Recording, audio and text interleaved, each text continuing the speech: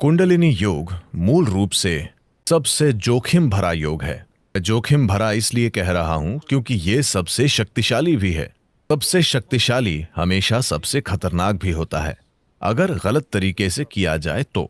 अभी दुनिया में कई प्रकार की ऊर्जाएं हैं। बिजली को भी कई अलग अलग तरीकों से पैदा किया जा रहा है। एक तरीका है कि हम इसे परमाणु रिएक्टरों के माध्यम से करते हैं। ये ऊर्जा उत्पादन का सबसे कारगर तरीका है जिसे हम अभी जानते हैं, लेकिन यह सबसे खतरनाक तरीका भी है ना? जब चीजें गलत हो जाती हैं तो वे गंभीरता से गलत हो जाती हैं। जब चीजें सही होती हैं तो ये दुनिया में ऊर्जा का उत्पादन करने का वाकई सबसे आसान और अच्छा तरीका है, परमाणु ऊर्जा। लेकिन जब ये खराब हो जाता है तो ये वास्तव में इस तरह खराब हो जाता है कि आप इसे ठीक नहीं कर सकते। कुंडलिनी योग भी ऐसा ही है।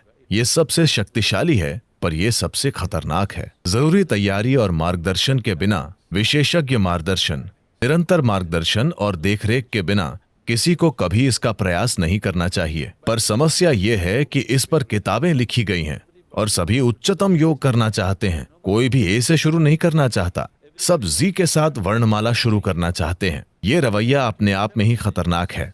जो शक्ति जीवन में परिवर्तन ला सकती है वो जीवन का विनाश कर सकती है, सिर्फ इसलिए कि जरूरी प्रतिबद्धता, समर्पण, ध्यान और समझ के बिना इसे किया जा रहा है।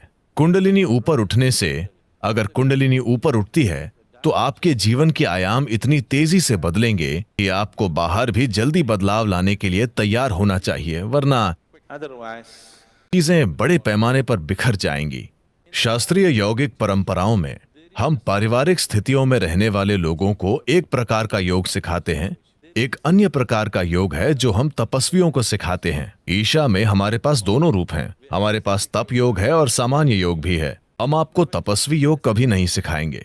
ये योग का सबसे शक्तिशाली तरीका है, लेकिन इसमें अनुशासन और फोकस की जरूरत होगी जो आप अपने सामान्य जीवन में नहीं कर पाएंगे। अगर आप उस तरह का योग करते हैं तो यह आपके बाहरी जीवन को तुरंत तोड़ फोड़ देगा। अब ये योग आपके जीवन में जोड़ तोड़ करने के लिए नहीं बनाया गया है। यह आपके जीवन को बेहतर बनाने के लिए बनाया गया है। जब जीवन बेहतर होता है, जब चीजें बेहतर होती हैं, आप अधिक पैसा कमाते हैं, आपका बिजनेस बेहतर हो रहा है, आपका पेशा बेहतर हो रहा है, आमतौर पर दुर्भाग्य से परम की तलाश करने की आपकी लालसा धीमी हो जाती है। हाँ, तो वास्तविक अर्थों में ये तरीका अच्छा नहीं है, पर यह आज की दुनिया में काम करने का एकमात्र तरीका है, और ये एकमात्र तरीका है जो अधिकांश लोगों के लिए कारगर होता है। बहुत कम लोगों के लिए हम इसे अन्य तरीकों से कर सकते हैं। हम इन सभी चीजों को दरकिनार कर सकते हैं और बस बहुत ही शक्तिशाली तरीके से काम कर सकते हैं, पर यह उनके आसपास के सभी सामाजिक ढांचों को खत्म कर देगा जो हर किसी के लिए अच्छा नहीं है।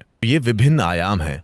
अगर कुंडलिनी योग का अभ्यास करना है तो आपको एक निश्चित प्रकार के वातावरण में होना चाहिए। आप सामाजिक परिस्थितियों में रहकर कुंडलिनी योग नहीं कर सकते, वरना कुंडलिनी योग के नाम पर आप कुछ सरल कर रहे हैं, क्योंकि कुंडलिनी योग आपको कुछ दिनों के भीतर बदल सकता है। अचानक अभ्यास के 2 दिनों बाद ही आप अपने ही घर में एक अजनबी की तरह महसूस करेंगे, क्योंकि यह आपके बारे में सब कुछ बदल देगा। क्या हम कुंडलिनी ऊंचा उठा सकते हैं? हाँ, हम कर सकते हैं। एक तरीका यह है कि मददगार माहौल बनाया जाए ताकि ये धीरे धीरे बढ़े। दूसरा तरीका इसे इस तरह भड़काना है कि ये जल्दी से बढ़ जाए। अगर ये जल्दी से बढ़ जाती है तो सब कुछ नाटकीय रूप से बदल जाता है। अगर ये धीरे धीरे बढ़ती है तो बदलाव धीरे धीरे होगा। आप समय के साथ बदलाव संभाल पाएंगे, लेकिन अगर ये बहुत जल्दी होता है तो आप बदलाव संभाल नहीं पाएंगे। ऐसा लगेगा जैसे चीजें बिखर रही हैं। तो ऐसा करने के अलग अलग तरीके हैं। कितने तरीके हैं? बहुत सारे तरीके हैं। मैं सभी तरीके नहीं बताऊंगा। ऐसा करने के कई तरीके हैं। मूल रूप से इसे करने के 112 तरीके हैं। 112 तरीके हैं जिनसे आप इसे अपना सकते हैं। आधार से 7 ऐसे हैं जिन्हें हम 7 आयामों के रूप में पहचानते हैं। इनमें से 6 शरीर के भीतर हैं, एक भौतिक शरीर के बाहर है। इसलिए अगर आप इन 112 तरीकों को अपनाते हैं तो आप 6 चक्रों को संभाल लेंगे, 7वें को आप संभाल नहीं सकते।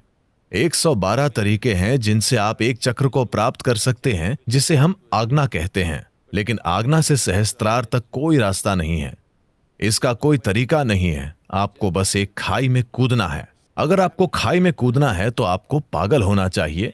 कोई व्यक्ति कूदो कहता है और आप कूद रहे हैं क्योंकि आपको किसी पर इतना गहरा भरोसा है, लेकिन जब वो जंप कहता है तो ये आपके लिए अच्छा ही होगा। आप बस एक बिना तल के गड्ढे में कूद जाते हैं, या आपको किसी पर जबरदस्त भरोसा होना चाहिए। तो मूलाधार से आज्ञा तक की यात्रा, वहां पहुंचने के 112 रास्ते हैं, पर वहां से वहां तक कोई रास्ता नहीं है। ये सिर्फ एक छलांग है। वो विश्वास में, भक्ति में या पागलपन में हो सकता है। चुनना आपको है।